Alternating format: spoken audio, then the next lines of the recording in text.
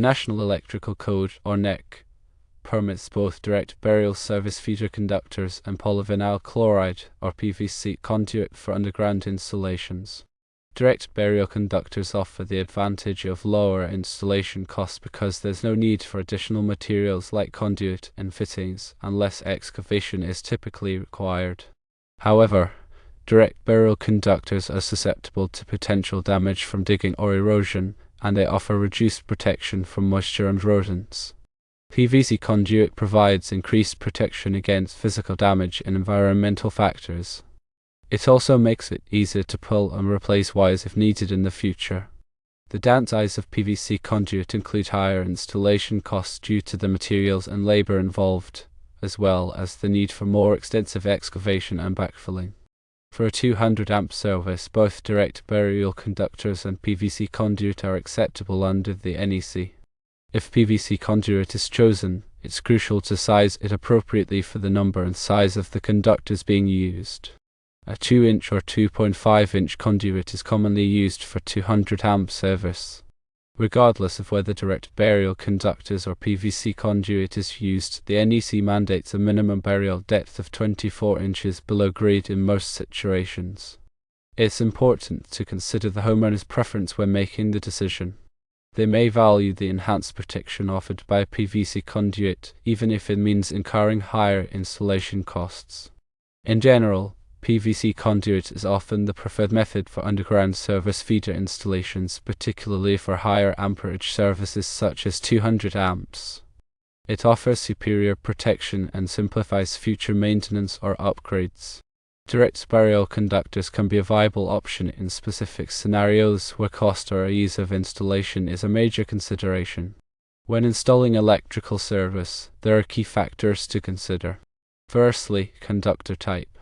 Conductors approved for direct burial must be used if not installed in conduit. These conductors have insulation specifically designed to withstand direct contact with soil and moisture. Secondly, trench depth. NEC Table 300.5 specifies minimum burial depths for different wiring methods and voltage levels. For residential services, a minimum depth of 24 inches is typically required. However, this depth may vary depending on local codes and specific installation conditions. Thirdly, backfilling. When backfilling the trench, it is important to remove any sharp rocks or debris that could damage the conductors or conduit. A layer of sand or fine soil should be placed directly around the wiring to provide a protective cushion. Fourthly, warning ribbon. A warning ribbon should be buried approximately 12 inches above the conductors or conduit to alert future excavators of the presence of underground wiring. Fifthly, conduit selection. If using PVC conduit, ensure it is Schedule 40 or Schedule 80, depending on local requirements and the potential for physical damage. Schedule 80 is thicker and provides better protection. Sixthly, conduit fittings. Use appropriate fittings and connectors that are rated for underground use to prevent moisture from entering the conduit system. Seventhly, grounding. Proper grounding is essential for safety. The grounding conductor should be installed in accordance with NEC Article 250. Eighthly, inspection. After the installation is complete, it should be inspected by a qualified electrical inspector to ensure compliance with all applicable codes and regulations. Ninthly, local codes. Always check with local building and electrical departments for any specific requirements or restrictions that may apply in your area. Tenthly, permits. Obtain all necessary permits before starting any electrical work. This ensures that the installation will be inspected and approved. In addition to those 10 items, there are other considerations. For example, when selecting direct burial conductors, make sure they are listed and labeled for direct burial use. This will be indicated on the conductor's insulation. Direct burial conductors must be installed in accordance with NEC Section 300.5.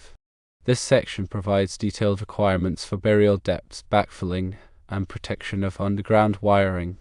When installing PVC conduit, use proper bending techniques to avoid damaging the conduit. Use a conduit bender to create smooth, sweeping bends that do not reduce the inside diameter of the conduit. When pulling conductors through conduit, use a pulling lubricant to reduce friction and prevent damage to the insulation. Do not exceed the maximum fill capacity of the conduit, as specified in NEC Chapter 9 Table 1. The fill capacity is the percentage of the conduit's cross-sectional area that can be occupied by conductors. When splicing conductors underground, use direct burial splice kits that are specifically designed for this purpose. These kits provide a watertight seal that will protect the splice from moisture and corrosion. When transitioning from underground to above ground, use a conduit riser to protect the conductors from physical damage. The riser should be securely attached to a building or other structure. When installing underground wiring near trees, be aware of the potential for root damage. Roots can grow into the wiring and cause shorts or other problems. Consider using a root barrier to protect the wiring. When installing underground wiring in areas with heavy traffic, consider using a concrete encasement to provide additional protection. The encasement should be at least 4 inches thick and should extend at least 6 inches beyond the sides of the wiring. When installing underground wiring in areas with corrosive soils, consider using corrosion-resistant conduit or conductors. Copper conductors are more resistant to corrosion than aluminum conductors. When installing underground wiring in areas with high water tables, consider using watertight conduit and fittings. This will prevent water from entering the conduit system and causing damage to the wiring. When installing underground wiring in areas with rocky soils, consider using a rock shield to protect the wiring from damage. The rock shield should be placed directly above the wiring and should extend at least 6 inches beyond the sides of the wiring. When installing underground wiring in areas with freezing temperatures, consider using frost-resistant conduit and fittings. This will prevent the conduit from cracking or breaking due to the expansion of frozen water. Always use a qualified electrician to install underground wiring. A qualified electrician has the knowledge and experience to install the wiring safely and in accordance with all applicable codes and regulations. In the context of a 200 amp service, proper sizing and installation are critical. A 200 amp service provides a substantial amount of power to a home, and any mistakes in the installation can have serious consequences. The service entrance conductors must be sized appropriately for the 200 amp load. The size of the conductors will depend on the type of conductor material, copper or aluminum, and the insulation rating of the conductor. The service entrance conductors must be protected by an overcurrent device, such as a circuit breaker or fuse. The overcurrent device must be sized appropriately for the ampacity of the conductors. The service entrance conductors must be grounded in accordance with NEC Article 250. The grounding system must be properly installed to protect against electrical shock and to provide a path for fault current to flow back to the source. The service entrance equipment, such as the meter and panel board, must be listed and labeled for use in a 200 amp service. The equipment must be installed in accordance with the manufacturer's instructions. The service entrance equipment must be located in a readily accessible location. The location must be dry and protected from the weather. The service entrance equipment must be properly supported and secured.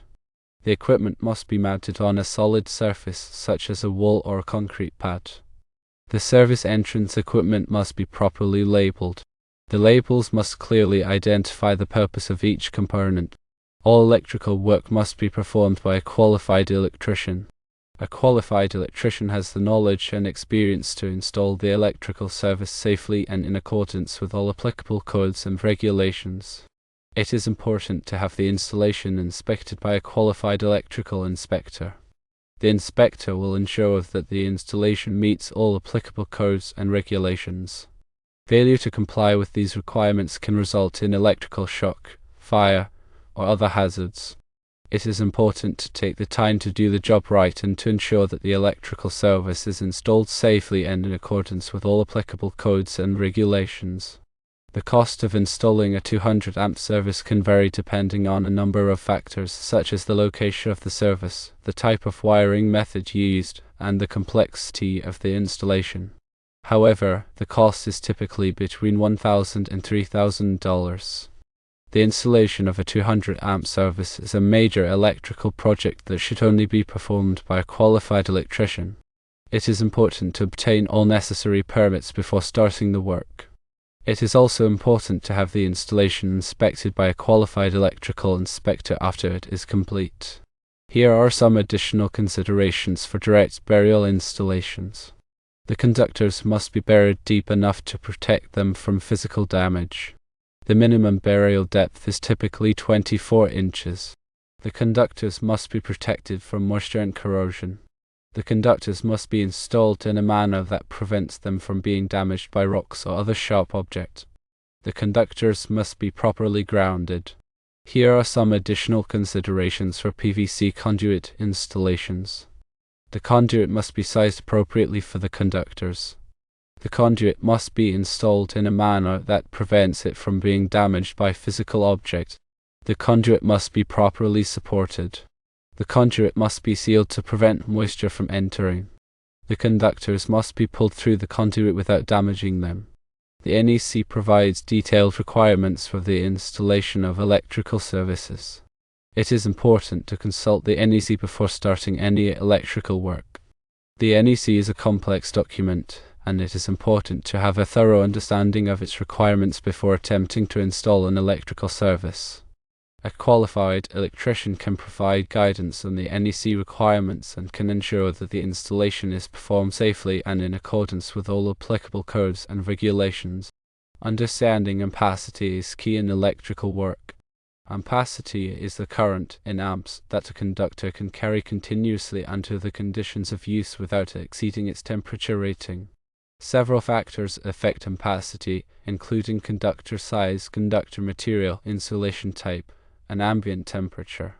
Larger conductors have a higher ampacity than smaller conductors.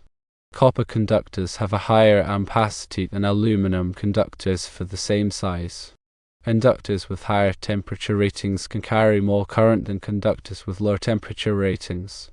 Higher ambient temperatures reduce the ampacity of conductors.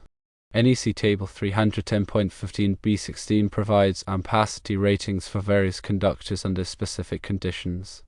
Correction factors must be applied to these ampacity ratings to account for ambient temperatures above 30 degrees Celsius or 86 degrees Fahrenheit. Adjustment factors must be applied to these ampacity ratings when multiple current-carrying conductors are installed in the same raceway or cable.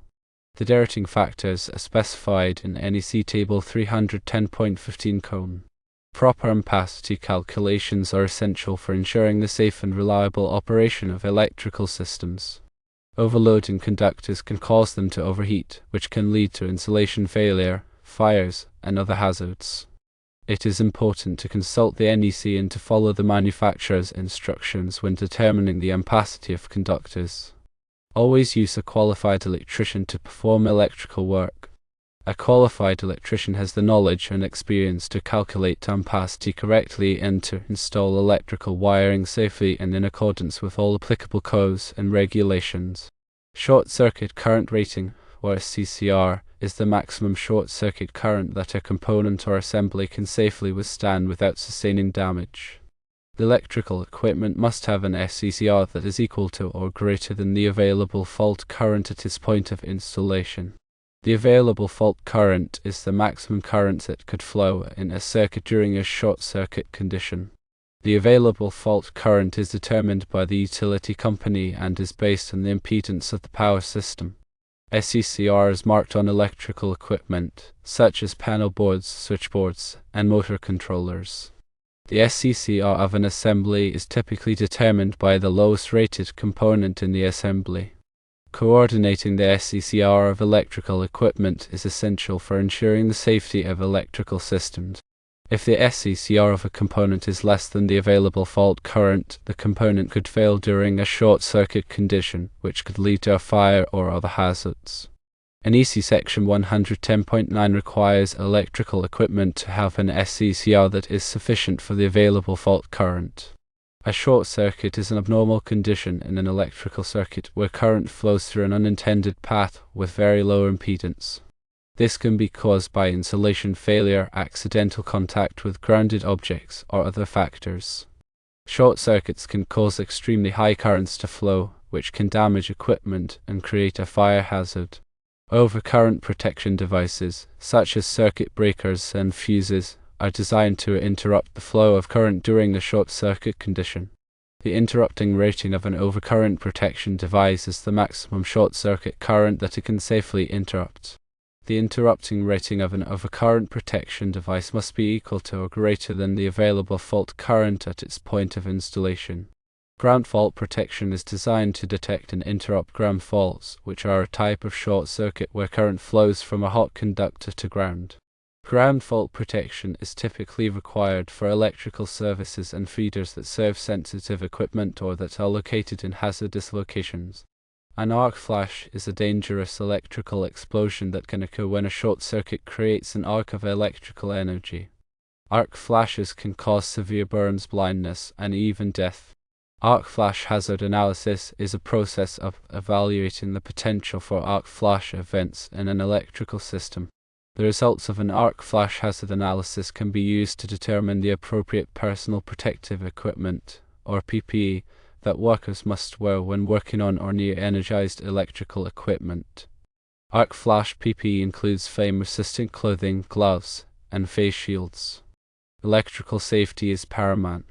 Proper planning, installation, and maintenance are crucial for preventing electrical hazards. Always use qualified electricians for electrical work. Follow all applicable codes and regulations. Use appropriate personal protective equipment when working on or near energized electrical equipment. Be aware of the potential for electrical hazards and take steps to mitigate the risks.